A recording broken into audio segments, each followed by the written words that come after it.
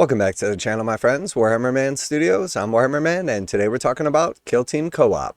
This video is sponsored by CMO Games. More on that later. Kill Team Co-op. Tackle intense joint ops missions in the newest game mode. The new edition of Kill Team brings the tightest and most cinematic special operations you could ever hope to find in the 41st millennia. But it's not all about one player taking on another in intense battles of covert skill. There's a brand new way to play.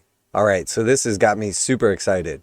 Introducing Joint Ops. The Joint Ops missions pack found in the core book is the first introduction to cooperative and solo game modes in which players test their skills against artificial opponents governed by a simple, solid set of rules. Okay, so two very important things in this statement. Cooperative and solo game modes. Two things that I really think Games Workshop should have been leaning into a long time ago, because a lot of people played these various games and feel like they're playing against their opponent.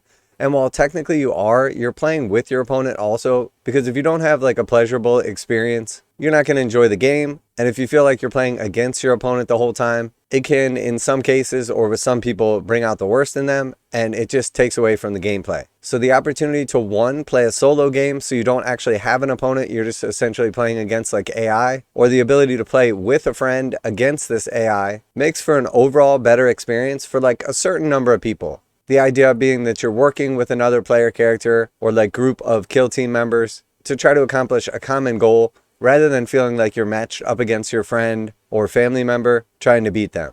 And in my opinion, that is absolutely awesome, because some of the best games Games Workshop has ever made are games like Warhammer Quest or Blackstone Fortress, where you're doing exactly that. You're working with party members or teammates trying to accomplish a common goal. You're having fun together. You're saving each other, backing each other up. And it gives you much more of like an enjoyable shared experience without the competition of feeling like only one of you guys can win or come out on top. So very, very cool changes. Absolutely love this. And after using the core mechanics in like Blackstone Fortress and Warhammer Quest over the years, I know that Games Workshop can do this in a fun and effective way.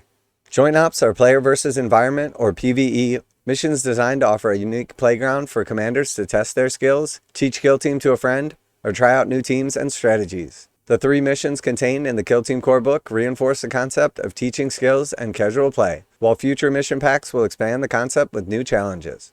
Players start by selecting their Kill Team, which can either be a single faction with the operative split between each person, or 2 halves of separate kill teams merged together. There are no restrictions for what you can choose or how the operatives should be assigned. So if you want to see what happens when a handful of orc commandos are forced to team up with Tau Pathfinders, go right ahead. Alright, so again, very cool. Definitely like building up some additional options, being able to mix like 2 halves of a kill team, or just playing one like standard kill team, and providing rules to do so without you having to like customize or kind of throw something together to have the fun experience that you want. Your opponents for these missions will be a team of non-player operatives, or NPOs, who represent a large force of less elite troopers than your usual kill team. This means that you'll often be outnumbered, though never outgunned, and will have to rely on your human intuition to overcome the brute force from the program behaviors. Each model on the opposing team is assigned one of 2 NPO behaviors that dictate how they move, attack, and assign orders in the kill zone. Brawlers are all about closing the distance and getting stuck in a close combat, while marksmen hang back and shoot, aiming to protect any objectives they see. How they resolve conflicting rules and split decisions is quite simple. They do whatever is worst for the players. In fact, the NPO behaviors and threat principles that govern how they act are simple. They fit entirely on one page. So we had the Brawler first. When activated, if the NPO can perform either of its first 2 actions during the activation, give it an engage order. If it cannot, give it a conceal order. So 1 is fight, 2 is charge, 3 is reposition, and 4 is dash. And then we have Marksman. When activated, if the NPO can perform the shoot action during the activation, give it an engage order. If it cannot, give it a conceal order. And it has fallback is 1, shoot is 2, reposition is 3, and then dash is 4. Now a quick message from today's sponsor. CMO Games has been selling Games Workshop products online for over 20 years. They carry the full line of Games Workshop products, including Warhammer 40,000, Age of Sigmar, Necromunda, Blood Bowl, paint tools, and more. Almost all Games Workshop products are priced at 15% off MSRP. CMO Games takes pre-orders for most Games Workshop products released at their earliest date possible. 12:01 a.m. on Saturday, they go live. Most of these pre-order products are also priced at 15% off MSRP. CMO Games offer free shipping in the US 48 with an order of $50 or more. Their customer service is top-notch, and they ship most orders within 24 hours.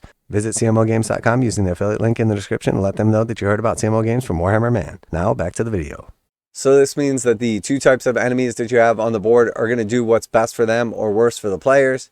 This is a super basic way to create an artificial intelligence system that essentially has like the fighty guys trying to fight you or get into position to fight you, or the shooty guys trying to shoot you or get into position to shoot you. And in the past, in games like Blackstone Fortress, where there was also like a random element to it, it was super fun because you didn't know exactly what they were going to do. But I like the idea of this being like more of a set or organized way to do things to optimize what the baddies are going to do. The NPOs themselves are chosen through a flexible process. Missions have a total of wounds, and NPOs are chosen from a list universal data cards until they meet that amount. These data cards are completely model agnostic and represent a variety of different unit types, so you can use whatever miniatures you have in your collection. Alright, so you're essentially just choosing like generic brawlers or generic marksmen. The actual models you're playing against don't matter. So you could be playing against Space Marines, orcs, models from a different game. Absolutely no differentiation. And then likely over time, Games Workshop will add in different NPO types or have like big bosses that you go up against. So very interesting and cool to see that Games Workshop is kind of leaning in on the model agnostic aspect. Now, obviously, they want you to buy and use their miniatures, but in all reality, it doesn't matter. And that's cool. For example, the tough NPO has a brawler behavior, 10 wounds, 4 up save, and powerful melee weapons, and works for feral gene stealers or cornate demons. Likewise, the heavy marksman has all the characteristics of the Space Marine operative, but if you wanted to pop an Einir Hearthguard or Hiveguard into its place, you do fine. And then we essentially have like a tough brawler and heavy marksman stat profile. The missions themselves include deployment maps with both Killzone Volkus and Killzone Gallowdark. And their simple objectives belie the immense amount of fun to be had trying out new kill teams and seeing what wacky hijinks and combinations of Drukhari Mandrakes and Adeptus Arbites troopers can get up to. We really mean it when we say that the rules are no more complicated than that, and after a few games ushering your NPOs across the board, you'll get the hang of controlling them like the second nature. This is just the beginning of co-op and solo play, providing a framework that will expand in the future. There will be new missions, enemies, kill zones, and even more exciting mission packs coming for free online and in future products, so keep your eyes peeled as the new edition develops. You'll have plenty of time to check out all the other Kill Team rules and reveals coming to Warhammer community soon, and if you want to make absolutely sure you're not missing any info, sign up for our newsletter. Alright, so very cool. I am definitely excited to test this out. I like multiple aspects of this game design.